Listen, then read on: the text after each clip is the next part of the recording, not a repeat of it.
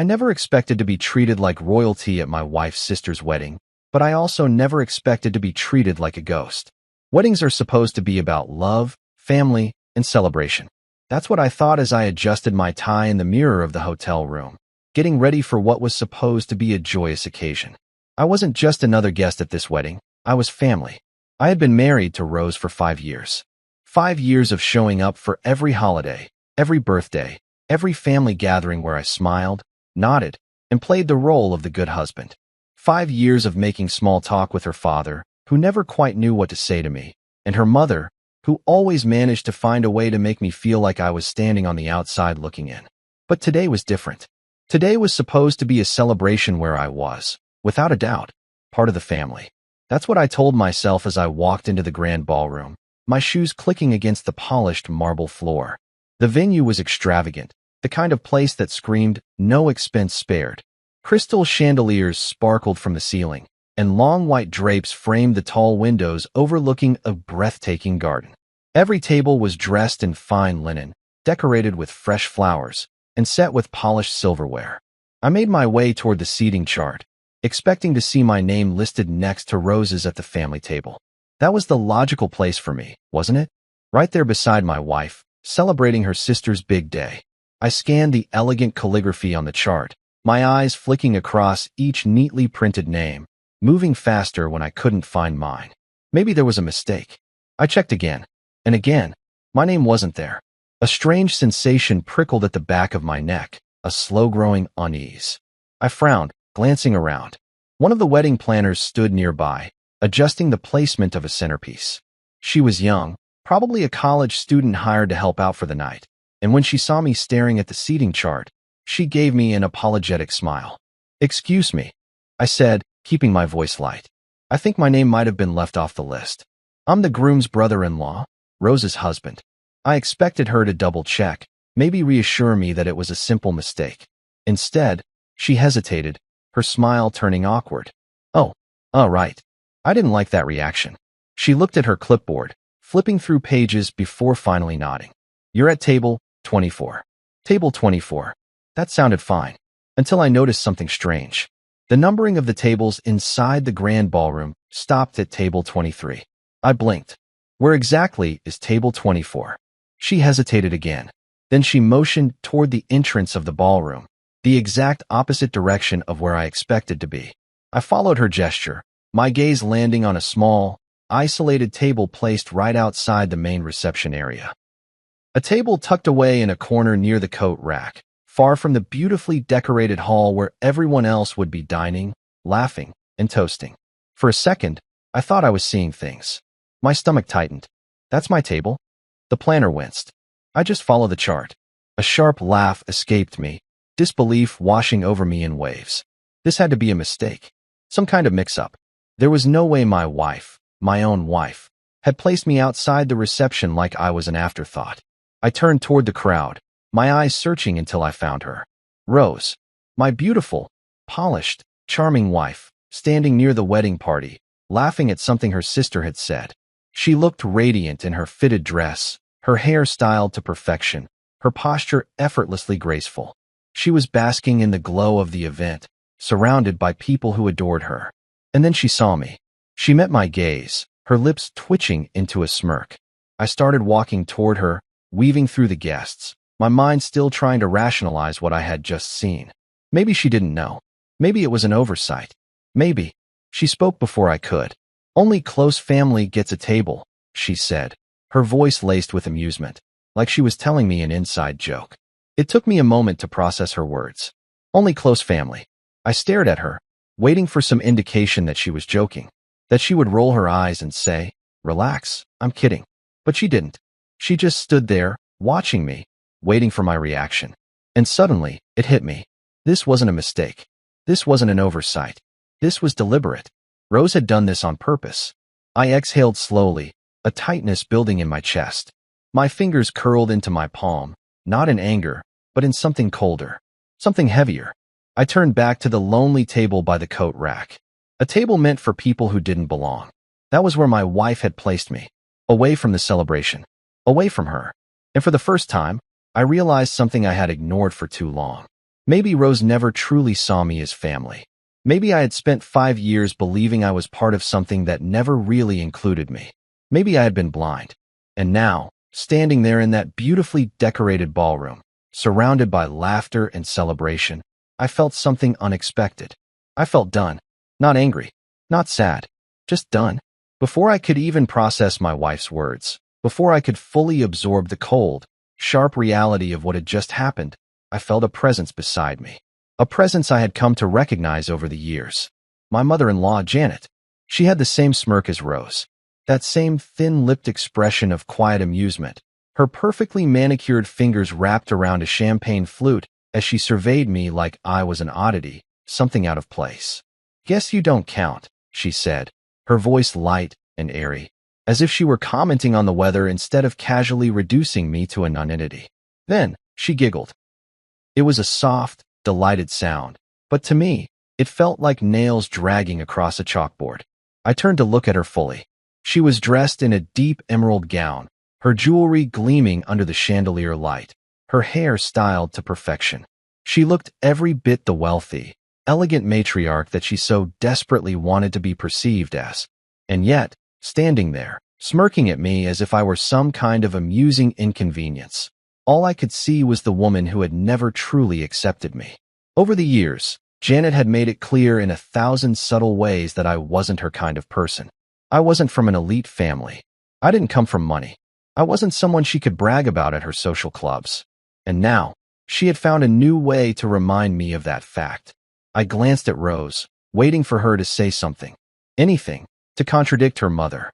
But she just stood there, sipping her champagne, watching the exchange like it was an entertaining scene from a movie. She was enjoying this. They had planned this together. I clenched my jaw, inhaling deeply through my nose as the realization settled deep in my gut.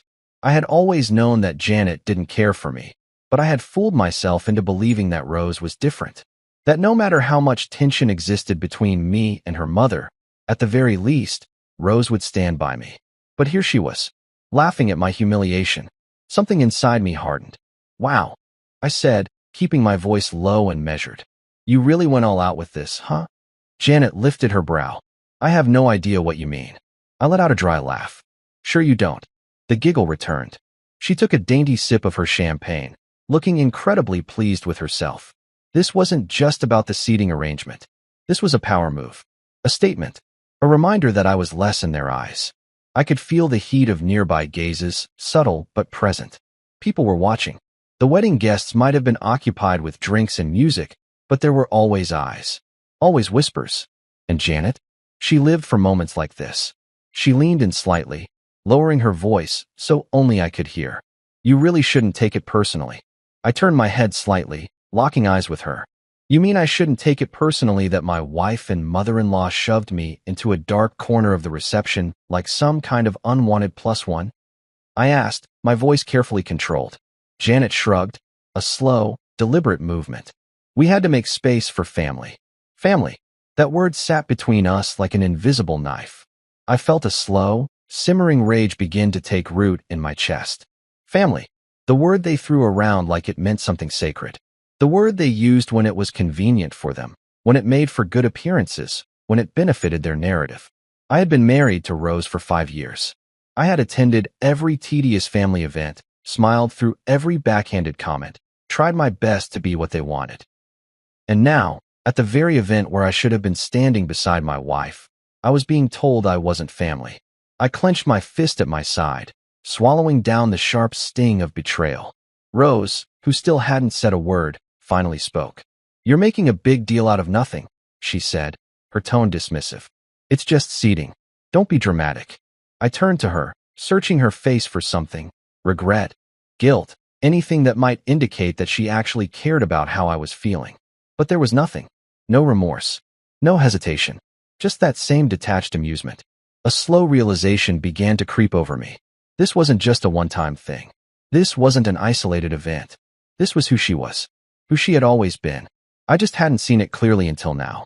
A sharp clink of glass drew my attention, and I glanced over to see Janet raising her champagne flute slightly, watching me over the rim with a smirk that practically dripped with satisfaction.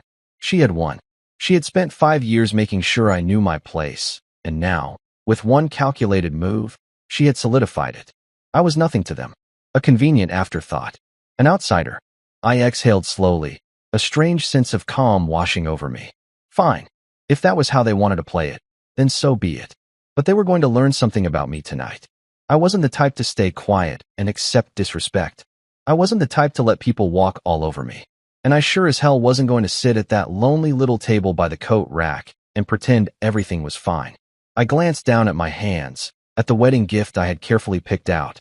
The one I had spent weeks choosing because I wanted it to be perfect. A thoughtful, meaningful gesture for a family that clearly didn't see me as one of their own. Why should I leave it for them? Why should I give anything to people who had spent years giving me nothing but contempt? I tightened my grip on the box, my mind already made up. I wasn't going to sit through this wedding, pretending that I was okay with being treated like this. I wasn't going to let Rose smirk her way through my humiliation. I was done. I turned to her, my voice calm but firm. Then I'm leaving. The smirk vanished from her lips instantly. Wait. But I was already moving. And for the first time in a long time, I felt completely, unapologetically in control. I clenched my jaw, my gaze flickering to the grand ballroom, where laughter and music filled the air. Inside, people were clinking glasses, celebrating. But out here, I was discarded like an afterthought. For a long moment, I just stood there, gripping the wedding gift in my hands, feeling the weight of everything settle onto my chest. The betrayal, the humiliation, the quiet, insidious disrespect that had been brewing for years but had finally reached its boiling point. The truth was, I should have seen this coming. This wasn't just about the wedding. This wasn't an isolated event. It was a pattern, a carefully woven tapestry of dismissals, condescension, and casual cruelty. From the very beginning, I had been treated like an accessory to my wife's life, a necessary addition for social appearances, but never truly included, never valued. And I had accepted it. I had let it happen, because I had convinced myself that love was about compromise, that marriage meant overlooking the flaws, pushing through the difficult moments, proving myself worthy of their acceptance. But now, I saw the truth with crystal clarity. They never planned to accept me. I was never going to be good enough in their eyes. And maybe, just maybe, I had spent far too long trying to be. I glanced down at the wedding gift in my hands, the box carefully wrapped with a ribbon I had tied myself that morning. I had agonized over this gift, wanting it to be perfect. I had spent weeks searching, debating, wondering what would bring real joy to the newlyweds. It wasn't just an item. It was a symbol of effort, of thoughtfulness, of genuine care. And yet, the people this gift was meant for hadn't even thought twice about where I belonged tonight. They had made it very clear, I wasn't family. So why should I leave them a gift? A slow breath left my lips as the decision formed in my mind, solid and unwavering. I wasn't staying. I wasn't going to sit at some pathetic table by the coat rack while my wife and her family laughed at my expense. I wasn't going to plaster on a fake smile, pretend everything was fine, and allow them to keep treating me like I was disposable. I tightened my grip on the box, my pulse steady, calm. Then, without hesitation, I turned to Rose. Then I'm leaving. The smirk vanished from her lips instantly. Her posture stiffened, her fingers tightening around the stem of her champagne glass as she blinked at me, like she hadn't quite heard me right. What? I met her gaze, unwavering. I said I'm leaving.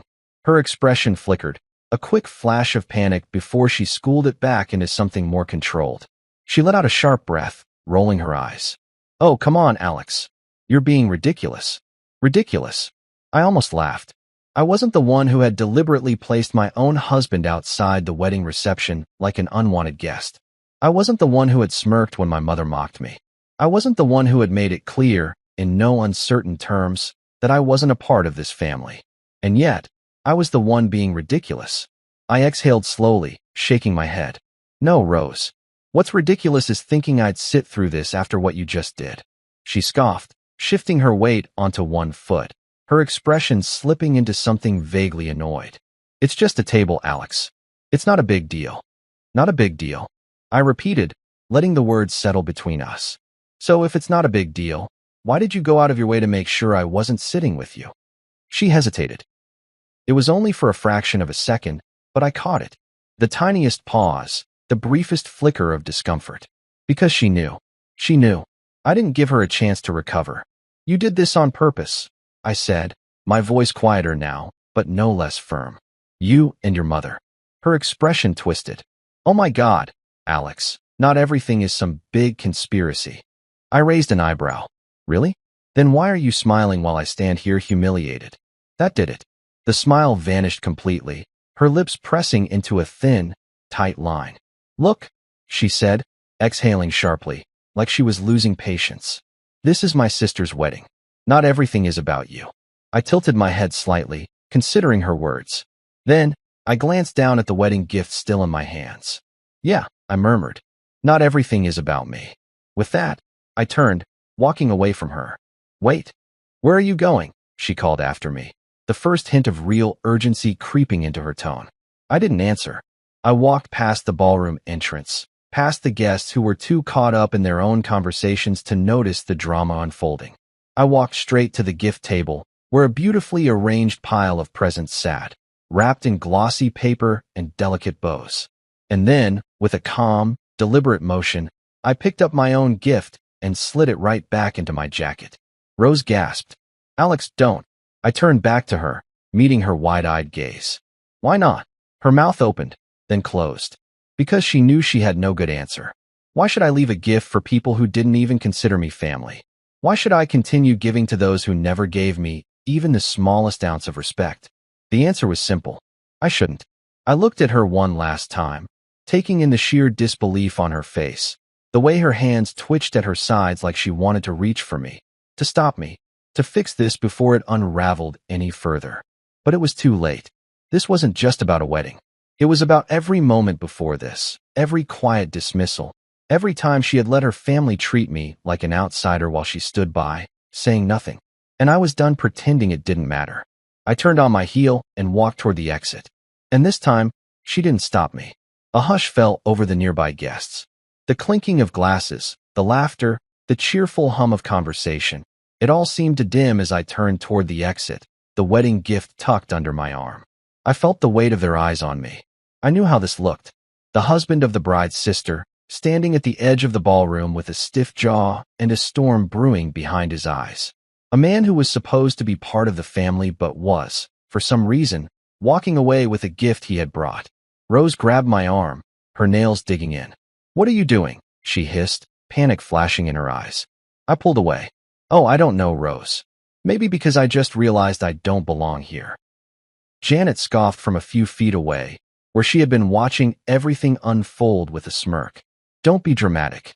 I turned to her, letting my voice drop to an ice-cold calm. You just told me I don't count. So why should my gift? That did it. Nearby guests were now openly staring. Some whispering. Some pretending not to listen, but failing miserably. Even the waitstaff paused slightly as they passed, their eyes darting between me, Rose, and her mother. I felt a sharp satisfaction settle in my chest. Good. Let them see. Let them witness this moment. Let them know. Because I wasn't going to sit quietly anymore. Janet's smirk faltered, and for the first time that evening, she looked unsettled. Rose, on the other hand, was panicking. She knew I was serious. She knew that if I walked out now, the image of her perfect marriage would be shattered. Come on, she said through clenched teeth. You're embarrassing me. I let out a dry laugh. Embarrassing you? You made sure I was treated like an outsider at your sister's wedding. The tension in the air thickened. People were no longer just watching, they were waiting. Waiting to see what would happen next. And I decided I wasn't done yet. I turned to Janet, tilting my head slightly. Funny how Rose has been talking about how exhausting you are. How she only puts up with you to avoid drama. Yet here you are, making more of it. Janet's smile vanished. The color drained from her face so fast, it was almost comical. Rose let out a sharp breath. Alex, stop. But I wasn't going to stop. Because this had been brewing for years. And for the first time, I wasn't going to bite my tongue. I mean, come on. I continued, crossing my arms. What was it you said last week, Rose? I just have to tolerate Mom for a few more years until I can set boundaries. Silence. The ballroom had gone eerily quiet. Even the band had stopped playing. Janet turned sharply to Rose, her entire face twisted in disbelief. She had no way out. No way to spin this. No way to charm her way through it. For years, she had played the perfect daughter, the perfect wife, the perfect sister. And now, in one night, it was all crumbling. Her hands trembled slightly at her sides. Janet, meanwhile, looked furious, livid, like a woman who had just realized the daughter she had controlled for so long had secretly resented her.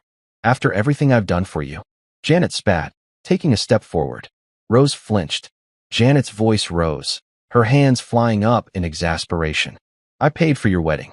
I covered half your mortgage. I lied to your father when you got fired last year. And this is how you talk about me. A murmur spread through the crowd.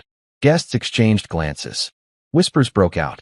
Rose's father, Harold, had been standing at the bar up until this point, nursing a whiskey and keeping himself out of the drama. But now, he set his glass down and pinched the bridge of his nose like a man with a massive migraine. Clearly, this wasn't the first time Janet had gone nuclear.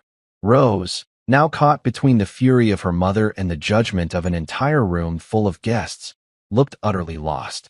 The groom had been quiet until now.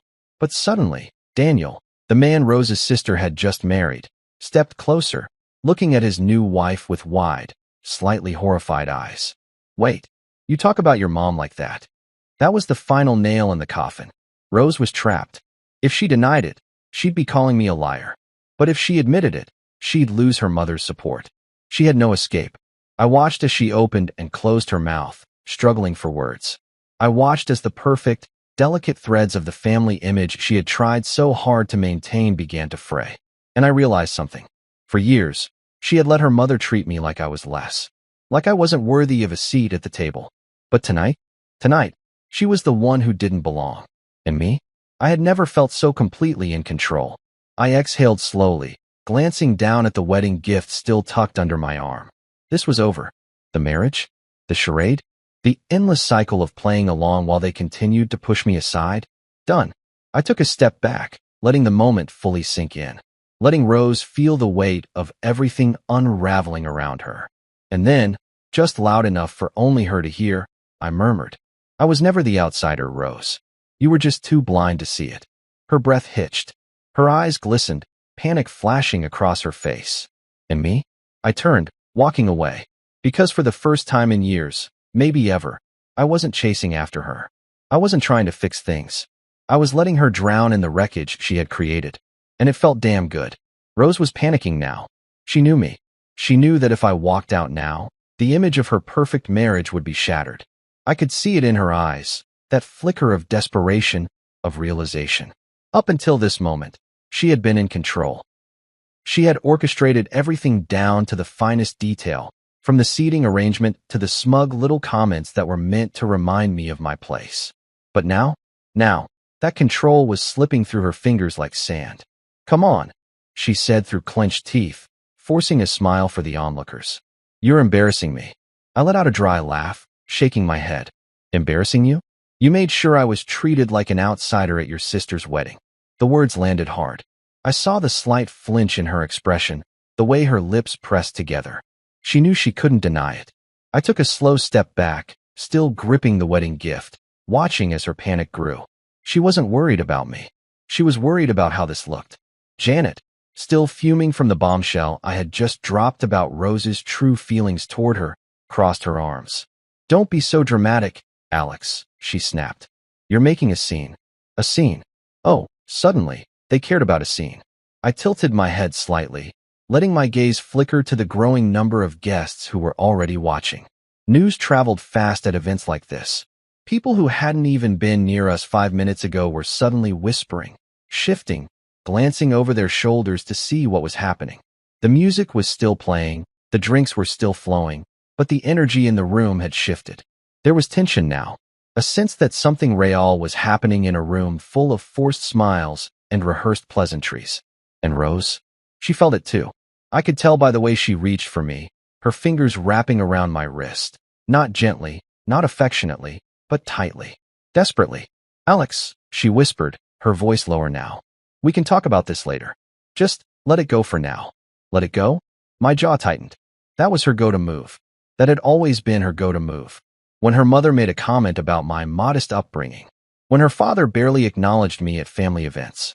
When she let her family treat me like a stranger in my own marriage. Just let it go, Alex. For 5 years, I had let it go. But not tonight. I pulled my wrist free from her grasp. No, Rose, I said, my voice steady. I think I've let it go long enough. Her eyes widened slightly, a split-second crack in her composure. She knew. She knew this was different. I wasn't just annoyed. I wasn't just upset. I was done. And that terrified her. Alex, she tried again, softer this time. Please. This isn't the time. I let out a breath, shaking my head. When would be the time, Rose? When we get home, so you can smooth things over. Pretend like this never happened. She didn't answer, because we both knew that's exactly what she would have done. I turned to Janet, who was still watching with that smug, superior air about her, even though I could see the cracks forming beneath her carefully constructed facade.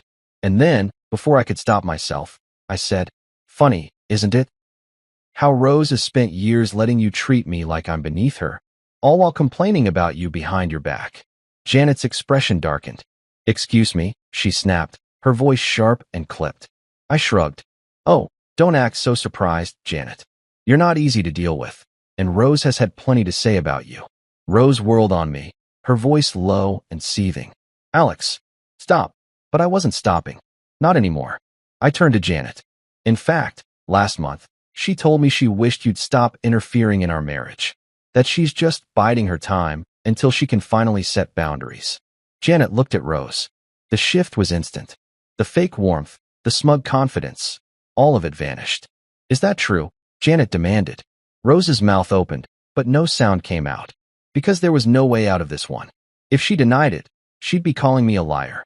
If she admitted it, she'd lose her mother's support. And for someone like Rose, someone who had spent her entire life making sure she stayed on her mother's good side, that was devastating. I watched it happen in real time. Her carefully constructed world, her perfectly curated image, shattering. Guests were openly staring now. Bridesmaids, groomsmen, distant relatives. Everyone was watching as Rose floundered. And then, as if things couldn't get worse for her, the groom, Daniel, stepped forward. He looked at his new wife, Rose's sister, then back at Rose. His expression was unreadable, until he said, Wait, you talk about your mom like that. The tension in the room tripled, because now, it wasn't just Rose's reputation that was at stake. It was her entire family dynamic. Janet was staring at her daughter like she was a stranger. The guests were eating this up, exchanging whispers and glances, watching every expression shift like it was the greatest reality show of the year. And me? I just stood there, feeling something I hadn't felt in a long, long time. Power. Control. For years, they had treated me like I didn't matter, like I wasn't part of their world. And now, in one single night, they were all feeling what it was like to be on the outside, to be humiliated, to have their perfect little world collapse around them. Rose turned back to me, her eyes wide, pleading. Alex, she whispered. Please. I just smiled, because for the first time in 5 years, I wasn't the one begging. Janet turned sharply to Rose, her expression twisted with pure fury. Her voice cut through the murmurs of the crowd like a blade. After everything I've done for you? You ungrateful little brat. I had seen Janet angry before. Her cold disapproval when I first married Rose, her passive-aggressive digs at family dinners, the little ways she exerted control over everyone around her. But this was different. This was raw. Rose, for the first time in her life, looked truly afraid of her mother. Mom, she stammered, her voice barely above a whisper. But Janet was just getting started. She stepped forward, her perfectly manicured fingers tightening around the stem of her champagne glass, like she wanted to crush it in her grip. Her voice rose, sharp and venomous. I paid for your wedding. I covered half your damn mortgage. I lied to your father when you got fired last year. And this is how you talk about me. The air in the ballroom grew thick with tension. A gasp rippled through the crowd. People were openly staring now. Even the servers, who had been busy clearing tables, had stopped what they were doing to watch the implosion of this perfect family. And Rose was drowning.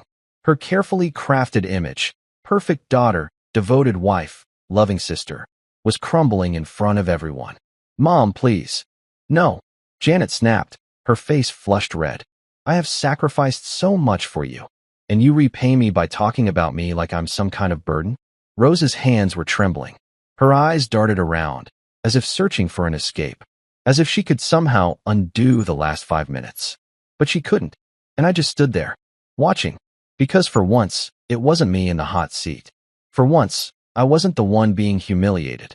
I had spent years biting my tongue, swallowing my pride, sitting through dinners where Janet and Rose made me feel like an outsider. And now, they were the ones feeling it. The crowd's whispers grew louder. Harold, Rose's father, was rubbing his temples like a man who deeply regretted his life choices. The groom, Daniel, looked absolutely stunned. His new wife, Rose's sister, was watching with wide eyes, her hands clenching at the fabric of her dress. And me? I was just enjoying the fireworks. Because this was better than I ever could have planned. Janet kept going, unable to stop herself. And to think I was actually proud of you, she spat. I stood up for you. I defended you. And all this time, you were waiting for the day you could set boundaries. Rose flinched at her own words being thrown back at her. She knew she had no way out of this. If she fought back, it would only get worse. If she apologized, it would mean admitting she had lied to her mother for years. She was trapped. And I was free. For the first time in a long, long time, I felt completely, utterly free. I took a slow sip from my drink, letting the moment sink in. Janet's rant was far from over. I did everything for you, she shouted. And this is how you treat me. Rose's face was a mix of shock and humiliation.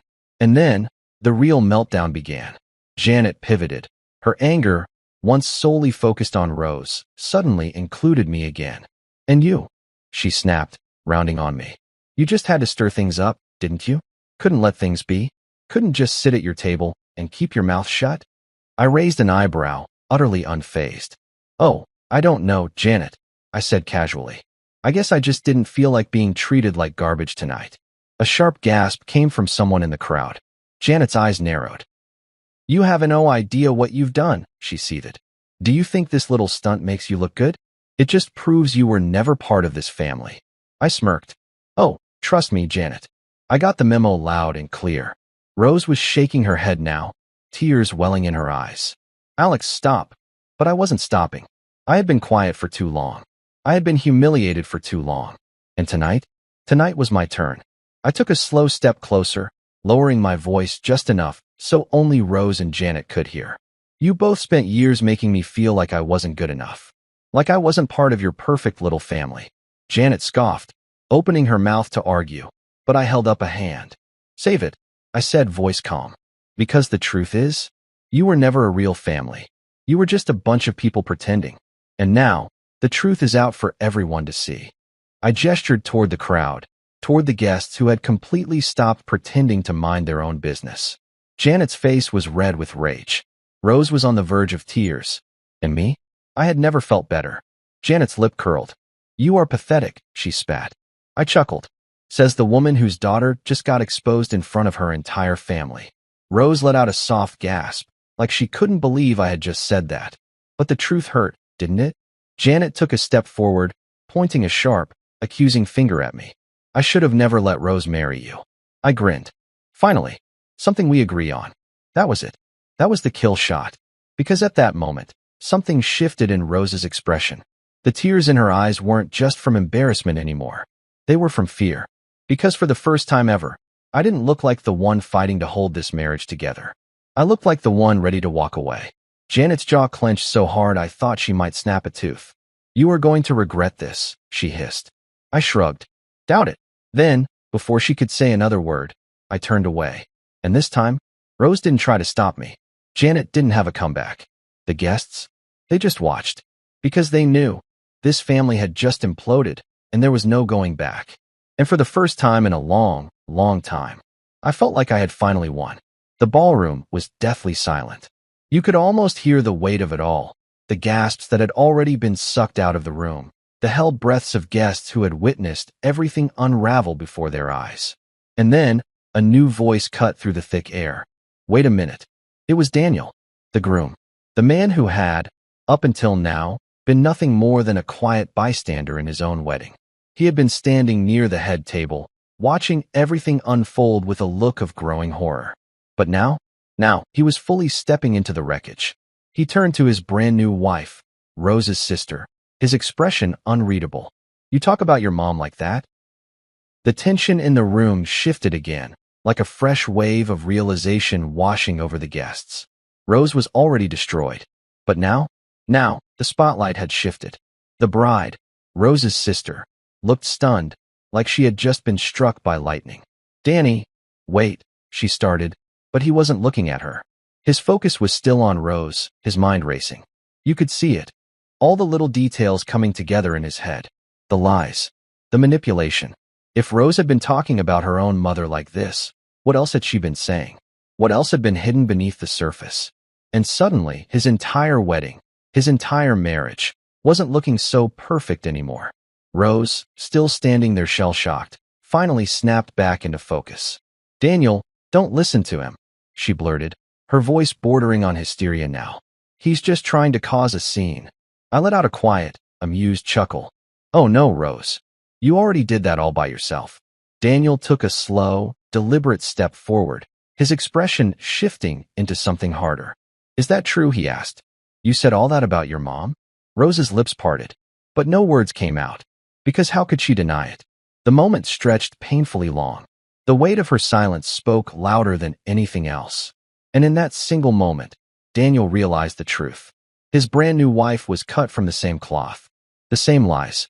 The same ability to smile to your face while tearing you apart behind your back. The same ruthlessness. His fingers twitched at his side, his breathing uneven. And suddenly, he was looking at his wife like he didn't even know her. "How long have you been talking about my family behind my back?" His wife froze, her hands clenched into fists at her sides, her face going through 5 different emotions at once. Because she knew. She knew she had just lost everything. Rose, still desperately clinging to control, whipped toward me. "Alex, stop ruining this wedding," she shrieked. But I just smirked. "Me? Oh no, Rose. That was all you." The crowd was eating this up now. Guests were openly whispering. The bridesmaids were side-eyeing each other. Even Janet, who had just been in a fiery rage, was now too busy dealing with the aftermath of her own daughter's betrayal. But the one person who looked the most devastated? Daniel. Because it had finally sunk in. This wasn't just a bad night. This was the beginning of his marriage. And if this was how things started, how was it going to end? He turned toward me. "You might have just saved me from the biggest mistake of my life." A hush fell over the ballroom. His words cut through the air like a blade, landing right at his wife's feet. She sucked in a sharp breath, her face draining of color. Because that wasn't something a husband said at his own wedding. I let out a slow, deep breath. Glad to be of service. And with that, I turned, ready to leave this disaster behind me. But just as I reached the exit, Daniel spoke again. "Hey, Alex." I stopped, turned back slightly, one eyebrow raised. "Take me with you." A collective gasp rippled through the guests. Even Rose's sister, his brand new wife, jerked in shock. "What?" she choked. Daniel's expression was dead serious. "Take me with you," he repeated, stepping forward. I think I just realized I married into a nightmare. A long, painful silence followed. And then, a voice rang out from the back of the room. "Yeah, bro, run while you still can." A burst of nervous laughter erupted from the crowd. Even I couldn't hide my smirk. Because, for the first time all night, I wasn't the only man waking up to reality. And damn, did it feel good. Janet snapped. 1 second, the ballroom was filled with tense, stunned silence. The next, Janet's rage erupted like a volcano. "After everything I have done for you," she screeched, rounding on Rose with a look of pure betrayal. Guests flinched at the sharpness of her voice. Conversations died instantly. Even the servers, who had been carefully pretending not to listen, froze in place. Rose looked mortified, her eyes darting around as if searching for an escape. But there was nowhere to hide. "I have sacrificed so much for you," Janet raged, marching closer. "I defended you. I covered your debts. And this is how you talk about me behind my back." The anger in her voice wasn't just about tonight. This was years of control, years of manipulation, years of Janet believing she had raised the perfect, obedient daughter, only to find out Rose had secretly resented her all along. Rose, for the first time in her life, looked completely powerless. "Mom," she started, her voice shaking. But Janet wasn't done. Not even close. "You lied to me," she hissed. "You lied. And after everything I did to make sure you had a good life?" A new tension spread through the crowd. Guests exchanged glances, their whispers growing. People shifted uncomfortably. Even Harold, Rose's father, the man who had spent most of the night looking like he'd rather be anywhere else, rubbed his temples, as if deeply regretting every choice that had led him to this moment. And Rose? Rose looked like she was going to be sick. "Mom, please stop." But Janet wasn't stopping. She couldn't. Because this wasn't just anger anymore. This was desperation. Janet wasn't just lashing out. She was realizing, too late, that she had never truly controlled Rose the way she thought she had. And now, in front of everyone, she was losing her grip entirely. "I gave you everything," Janet screamed. "And you were just waiting for the day you could get away from me." Rose's face crumbled, because that was exactly what she had been doing. And now? Now everyone knew it. The bride, Rose's sister, was staring at her in horror, like she was seeing her sibling for the first time. And Daniel, the groom, looked like he had just been punched in the gut, because now he wasn't just seeing Rose for who she was. He was seeing his new wife in the same light. "How long have you been talking about my family like that?" he asked his wife, his voice low, cold. The bride flinched, because she knew she had been caught, too. Rose's lips trembled, but no words came out, because there was nothing she could say to fix this. I stood there, watching it all fall apart, and for the first time in 5 years, I felt zero sympathy. This wasn't just karma. This was poetic justice. I watched as Rose struggled to find her footing. Her hands trembled at her sides. Her lips parted, then closed again, because she wasn't just dealing with Janet anymore. She was dealing with the entire weight of the truth crashing down on her. She had spent years letting her mother tear me down. She had spent years letting me be the outcast in my own marriage. And now, she was the one who didn't belong. I turned slightly, ready to leave. But then, Janet's gaze snapped back to me. "And you?" she spat, her voice shaking with rage. I raised an eyebrow. "What about me, Janet?" I said, my voice calm. Her eyes blazed with fury. "This is your fault," she shrieked. "You ruined my family." A sharp gasp echoed through the room. Because now, Janet had fully lost it. Her true nature, the control, the manipulation, the anger, was on full display. And the guests? They were watching every second of it unfold. I let out a slow breath. "No, Janet," I said simply. "Your family ruined itself." Her face twisted. "You think you're better than us?" she hissed. I tilted my head slightly. "No," I said. "I just know when to walk away from a sinking ship." A sharp silence followed. Because that was it. That was the final blow. Janet stood there, shaking, her fists clenched. Rose was on the verge of breaking down. Daniel was looking at his new wife like he had just made the biggest mistake of his life. The entire ballroom was tense, the weight of the moment pressing down on everyone. And me? I took a slow step back, my heart calm for the first time in years. "Enjoy the rest of your night, everyone," I said, my voice light, easy. Then, gripping my wedding gift tightly, I turned and walked straight out the door, because I wasn't part of this mess anymore. I never really had been.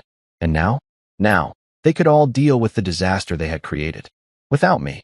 The night air hit me like a breath of fresh sanity as I stepped outside the ballroom.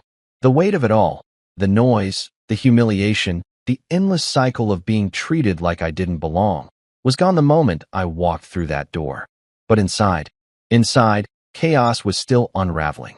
I didn't even need to turn around to know that Janet was still fuming, that Rose was desperately trying to salvage what was left of her image, and that Daniel, the groom, was probably rethinking his entire marriage. And me? For the first time in a long, long time, I felt free. I should have kept walking. Should have left it all behind. Let them deal with the wreckage they had created. But then, the ballroom doors burst open behind me. "Alex," her voice, tight, desperate. I didn't turn around immediately. Instead, I let the silence stretch, let her feel it, that unfamiliar feeling of being the one left behind. Finally, I glanced over my shoulder. Rose stood in the doorway, breathing hard, her dress slightly rumpled from the tension of the night. Her eyes were wild, her expression torn between anger and panic. I raised an eyebrow. "You're still my husband," she said, her voice pleading now. "You're supposed to support me." I let out a slow, quiet chuckle. Not the kind that comes from amusement. The kind that comes from finally seeing everything clearly. I turned fully to face her, taking in the sight of the woman who had spent years making me feel like I wasn't enough, now standing in front of me, realizing she was the one who had lost everything. "Oh," I said, my voice steady. I thought I didn't count. The words landed like a bullet. Her entire face crumpled. Because she knew. She knew what she had done. She had spent years, making me feel like an outsider in my own marriage. She had let her mother degrade me, push me aside, treat me like I was less. And now, she was the one begging for me to stay. The irony was almost poetic. "Alex," she tried again, softer this time, reaching for me. "Please, can we just talk?" I stepped back before she could touch me. "Talk," I echoed. Her lips parted slightly, but she had nothing to say. Because there was nothing left to say, I shook my head. "No, Rose. We should have talked a long time ago." A flash of guilt crossed her face. And then, a new emotion crept in. Desperation turned to anger. Because she wasn't used to this. She wasn't used to not having control. "You're making a mistake," she said, her voice sharper now. "You think this makes you look good?" Walking away, I just smiled. "No," I said, "but it makes me feel good." Her face twisted. Because that was something she couldn't argue with. For years, I had been the one chasing, the one compromising, the one trying to belong. But not anymore. And she was the one being left behind. I exhaled slowly, feeling the last remnants of my patience slip away. You don't get to treat me like I'm nothing for years and then act shocked when I finally decide I've had enough. She flinched. Because the truth hurt. "I was always on your side, Rose," I continued, voice calm but firm. "Even when your mother treated me like garbage. Even when you let her. Even when I felt like I was just there.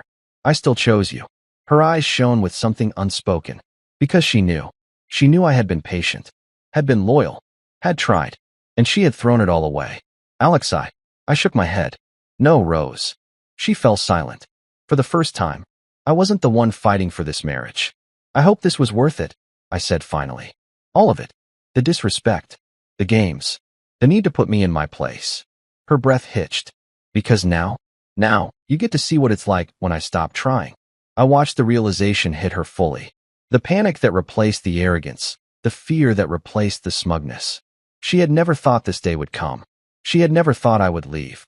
But now, she was watching me walk away, and there was nothing she could do to stop it. I took a slow step back, then another. Her lips parted. She wanted to say something. Anything. But it was too late. I gave her one last look. Then I turned. And for the first time in years, I walked away without looking back. The next morning, my phone blew up. I knew it was coming. I expected it. But still, seeing Rose's name flood my screen, over and over, was almost pathetic. I didn't answer. I didn't even bother to read most of them. But the ones I did, they were exactly what I thought they'd be. "I can't believe you did that. You embarrassed me in front of everyone. You're my husband, Alex. You're supposed to stand by me. Apologize, and maybe we can fix this." I let out a dry, humorless chuckle. Apologize? For what? For finally standing up for myself? For not sitting quietly while her family made a joke out of me? For walking away when I was done being treated like garbage? Yeah, not happening. I scrolled past her messages, deleting them without responding. Then I saw the voicemails from Janet. 7 of them.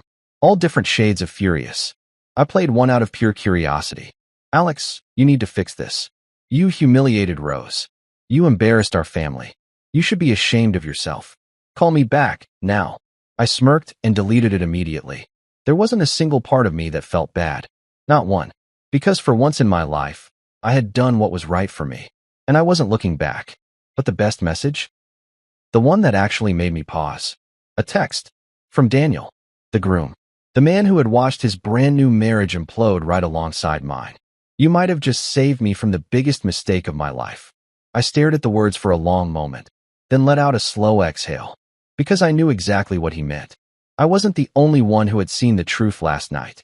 I wasn't the only one who had been playing a losing game. Daniel had looked at his new wife and seen his future flash before his eyes. A lifetime of feeling small. A lifetime of walking on eggshells. A lifetime of trying to be enough for someone who would never see him as an equal. And now he was rethinking everything.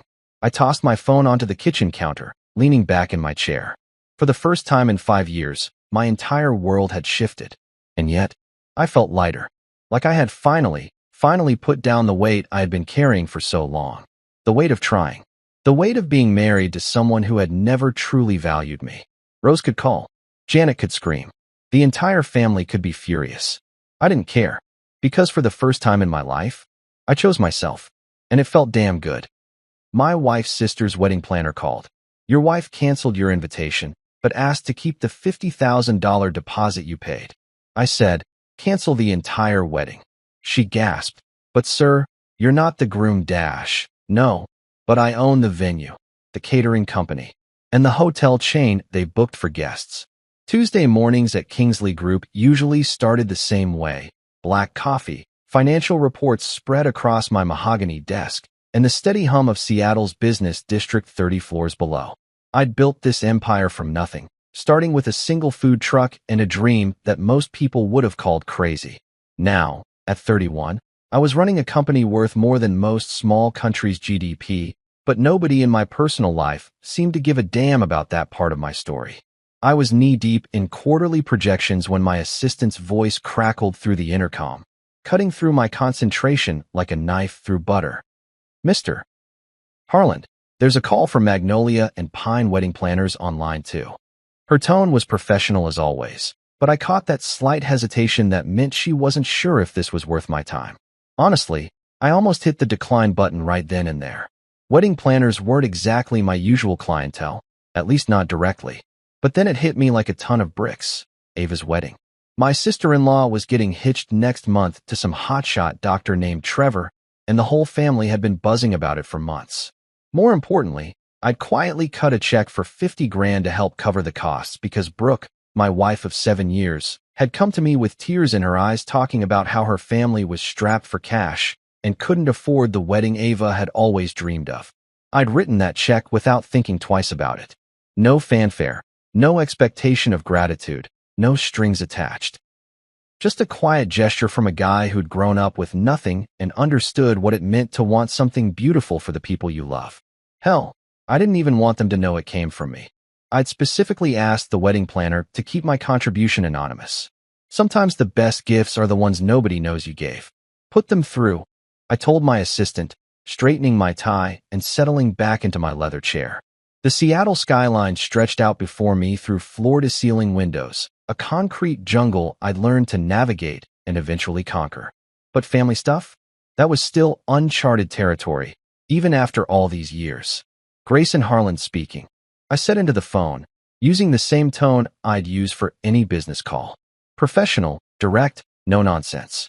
The voice on the other end was female, probably mid-30s, with that particular blend of nervousness and professionalism that told me this wasn't going to be a routine conversation. Mr. Harland, this is Eastlaw from Magnolia and Pine Wedding Planners. I'm calling about the Henderson-Morrison wedding next month. She paused, and I could practically hear her choosing her words carefully. I'm afraid I have some rather uncomfortable news to share with you. My gut clenched. In my experience, when people started conversations with phrases like uncomfortable news, somebody was about to get screwed over, and it usually wasn't the person making the call. I'd heard those words plenty of times in business, right before a partner tried to snake a deal or a competitor attempted a hostile takeover. But this was supposed to be about a wedding, for Christ's sake.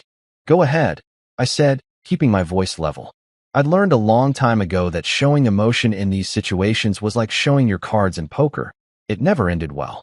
Well, sir, your wife contacted us yesterday with some specific requests regarding the guest arrangements. Another pause, longer this time. She requested that your name be removed from the guest list entirely. She also inquired about whether the $50,000 deposit you provided could remain with us, given that the funds have already been allocated to various vendors. The words hit me like a physical blow, but I kept my expression neutral, staring out at the city below. Cars moved like ants along the streets, people going about their business, completely unaware that my world had just shifted on its axis. Removed from the guest list. My own sister-in-law's wedding. The wedding I'd bankrolled out of love and generosity. They'd taken my money and kicked me to the curb like some unwanted party crasher. I felt that familiar coldness settle over me. The same ice-cold calm that had helped me close billion-dollar deals and survive in a business world that ate nice guys for breakfast. It was the kind of calm that made smart people nervous and stupid people overconfident. I see, I said finally, my voice carrying none of the rage that was building in my chest like a pressure cooker. And did my wife provide any reasoning for this request? She mentioned something about wanting to avoid potential drama and keeping the celebration focused on the happy couple. Isla replied, clearly uncomfortable with having to relay this message. She assured us that you would understand and that the financial contribution was intended as a gift regardless of your attendance. A gift? 7 years of marriage. And my wife thought she could erase me from a family celebration like I was some embarrassing relative who drank too much at parties. The woman who'd cried in my arms about her family's financial struggles, who'd begged me to help make her sister's day special, had just stabbed me in the back with a smile. I took a deep breath, feeling the familiar weight of power settling around my shoulders like an expensive suit. There was something almost poetic about this moment. The quiet guy they'd all underestimated was about to remind them exactly who they were dealing with. Cancel the entire wedding, I said calmly, as if I was ordering lunch instead of dropping a nuclear bomb on what was supposed to be the happiest day of two people's lives. The silence on the other end of the line stretched for so long that I almost wondered if the call had dropped. Then I heard Isla's sharp intake of breath, followed by what sounded like papers rustling frantically. I'm sorry, Mr. Harland, but I don't think I understand. You want to cancel your attendance? No, I replied, leaning back in my chair and allowing myself the smallest of smiles. I want you to cancel the entire wedding. All of it. Every vendor, every service, every reservation. Cancel it all. But sir, she stammered, you're not the groom. I don't have the authority to. Actually, I interrupted, my voice still perfectly calm. I think you'll find that you do. The stunned silence on the other end of the line was absolutely delicious. I could practically hear Isla's brain scrambling to process what I'd just told her, probably flipping through contracts and vendor agreements like her life depended on it. In the business world, I'd learned to appreciate these moments. The split second when someone realizes they've been playing checkers while you've been playing chess the entire time. But sir, she finally managed, her voice shaking slightly, you're not the groom. I don't understand how you could possibly have the authority to cancel an entire wedding that you're not even technically part of anymore. I leaned back in my executive chair, the buttery leather creaking softly as I shifted position. Through my office windows, Seattle stretched out below me like a kingdom I'd conquered one deal at a time. The Space Needle pierced the cloudy morning sky in the distance, and for a moment I felt like I was looking down at my own personal chessboard, ready to make the move that would change everything. You're absolutely right, Isla, I said, letting a hint of amusement creep into my voice. I'm not the groom. But here's the thing that nobody in my wife's family seems to understand. I don't need to be the groom to control this entire situation. I could hear her breathing quicken on the other end of the line, probably sensing that she was about to learn something that would flip her world upside down. I'd been in her shoes before, back when I was young and naive enough to think that the person sitting across from you in a business meeting was always exactly who they appeared to be. Let me paint you a picture, Isla. You work for Magnolia and Pine Wedding Planners, correct? Nice little company. Been around for about 8 years now. Specializes in high-end celebrations for Seattle's elite families. I'm sure you're proud to work there. Yes, sir, she whispered. And I could tell she was starting to put the pieces together even though she probably didn't want to believe what her gut was telling her. Well, here's something that might interest you. Magnolia and Pine is owned by a larger company called Landmark Events, which handles event planning and hospitality services throughout the Pacific Northwest. And Landmark Events? That falls under the umbrella of my holding company, Harlan Ventures. I paused, letting that sink in before delivering the knockout punch. Which means, technically speaking, you work for me. The gasp that came through the phone was so sharp I almost felt bad for her. Almost. But then I remembered my wife's smug text about keeping my $50,000 and calling my legitimate hurt feelings drama. And any sympathy I might have felt evaporated like morning mist. Oh my God, she breathed, and I could hear papers rustling frantically in the background. She was probably pulling up corporate documents, trying to verify what I'd just told her, hoping against hope that I was bluffing or mistaken. But wait, there's more, I continued, channeling my inner infomercial host. The venue where this wedding is supposed to take place, Willowcrest Estate?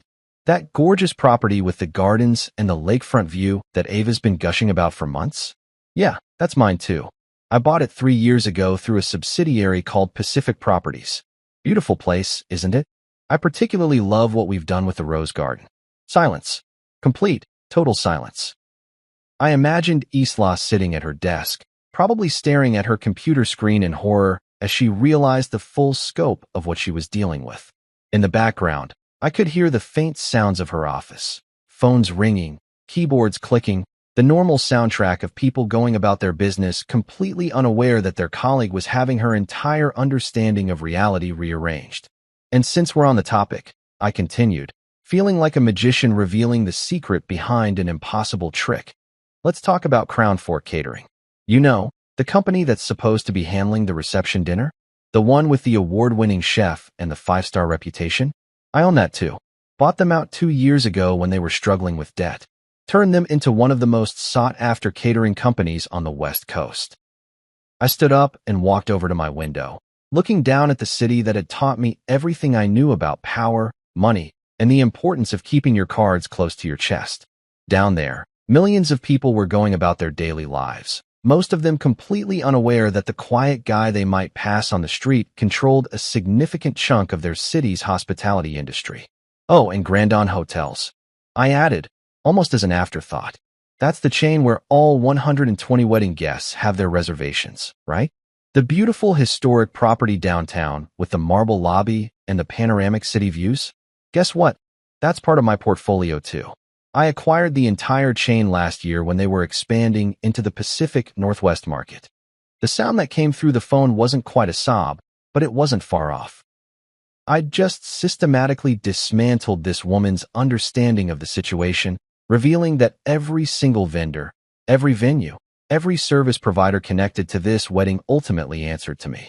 So you see, Isla, I said, my voice returning to that calm, professional tone that had served me so well in boardrooms and negotiation tables. While I may not be the groom, I am quite literally the foundation that this entire celebration is built on. Every contract traces back to me. Every service provider works for companies I own. Every reservation was made at properties I control. I could hear her breathing heavily now, probably trying to figure out how to handle a situation that wasn't covered in any wedding planning manual. Send cancellation notices to all vendors immediately. I instructed, my voice now carrying the unmistakable authority of a man who was used to being obeyed without question. Refund any deposits that the guests paid directly. And bill my wife's family for the remaining balance of all services, minus the $50,000 I'm keeping as a cancellation fee for their disrespect.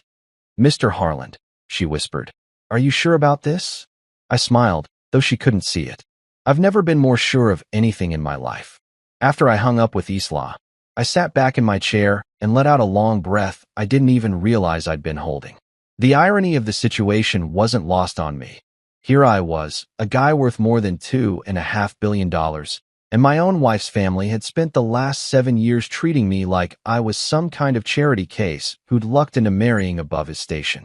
The thing is, I'd never told Brooke or her family who I really was. Not completely, anyway.